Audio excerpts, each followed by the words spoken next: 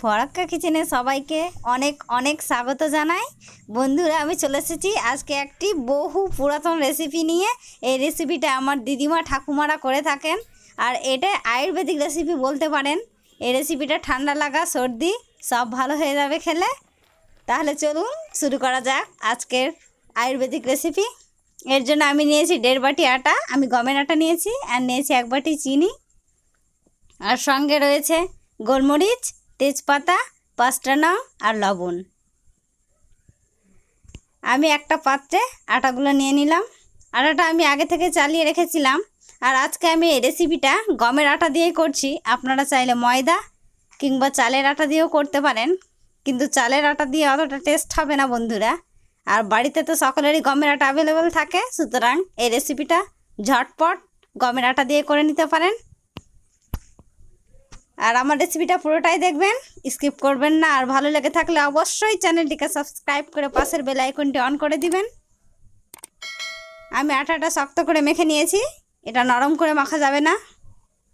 এবার আমি আটাটাকে দুভাগ করে নেব,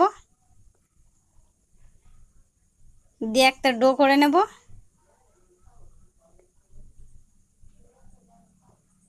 আপনারা রুটি খান তো ওই রুটির বেঁচে থাকা আটা দিয়ে এই রেসিপিটা করতে পারেন।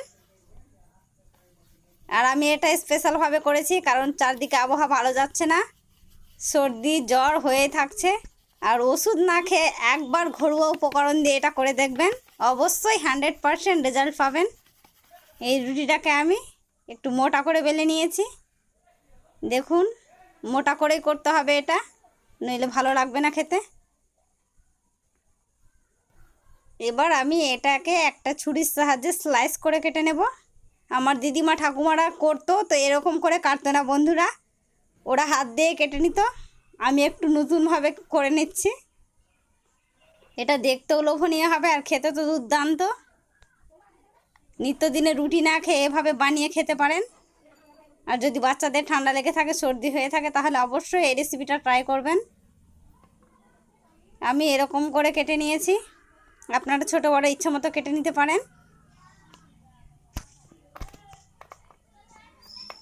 দেখুন কতটা ভালো লাগছে দেখতে। এভাবে আমি বাকিটা সব করে নিয়েছি। এবার চলে যাব রান্নার কাজে।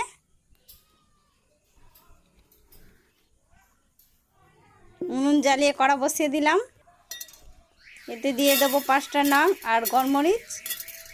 এটা অবশ্যই লাগবে বন্ধুরা। আজকের এই রেসিপির মূল উপকরণ হচ্ছে গোলমরিচ আর নং। এটা আমি একটু ভেজে নেব হালকা, বেশি পোড়ানো যাবে না। এবার দিয়ে দিলাম জল, জলটাকে আমি ফুটিয়ে নেব খানিকক্ষণ। আর হামানদিস্তার সাহায্যে এটাকে আমি থেতো করে নেব। এটাকে ফাইন পেস্ট করলে চলবে না, থেতো করে নিতে হবে। মুখে নং আর গোলমরিচের ফ্লেভার পড়বে, আর দারুণ একটা স্বাদ পাবেন। আপনারা অবশ্যই রেসিপিটা ট্রাই করবেন। দেখুন আমি আধ ভাঙা করে নিয়েছি, ফাইন পেস্ট করিনি। জল গরম হয়ে গেছে, জলটা আমি নর্মালি দিয়েছি, তো কোনো লবণ কিংবা তেলের ব্যবহার করিনি। এবার আমি দিয়ে দিলাম সামান্য লবণ,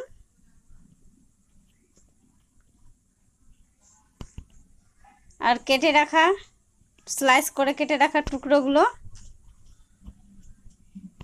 এটা কাঁচা জলে দিলে হবে না বন্ধুরা, গরম জলেই দিতে হবে। এভাবে আমি নেড়ে চেড়ে খানিকক্ষণ ফুটিয়ে নেব। আমার ভিডিওগুলো যদি আপনাদের হেল্পফুল মনে হয় তাহলে অবশ্যই আমার চ্যানেলটিকে সাবস্ক্রাইব করবেন আর আমাকে সাপোর্ট করবেন। লাইক কমেন্ট শেয়ার করতেও ভুলবেন না। দেখুন ফুটতে শুরু করেছে, এই অবস্থায় আমি দিয়ে দিলাম চিনি। এই চিনিটা আপনারা স্বাদ মতো দেবেন, কতটা মিষ্টান্ন খেতে পছন্দ করেন সেই পরিমাপে দেবেন। আমি 1 বাটি দিয়েছি।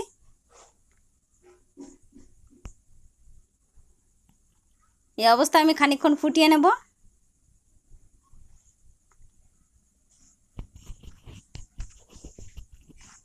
আর এই রেসিপিটাকে একটু গ্রেভি গ্রেভি করার জন্য আমি 3 চামচ গমের আটা দিয়ে দিয়েছি।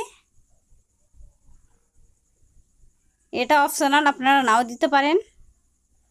আর গ্রামীণ পদ্ধতিতে করা এই রেসিপিটার নাম হচ্ছে ঝাল।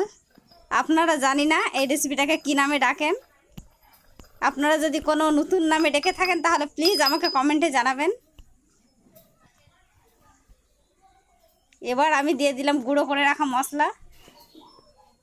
এটা হয়ে যাওয়ার পরই দিতে হবে বন্ধুরা, আগে দিলে হবে না। এবার আমি খানিকক্ষণ নেড়ে চেড়ে নামিয়ে নেব।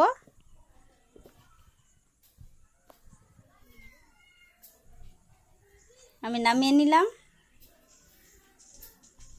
দেখলেন তো কত ঝটপট হয়ে গেল।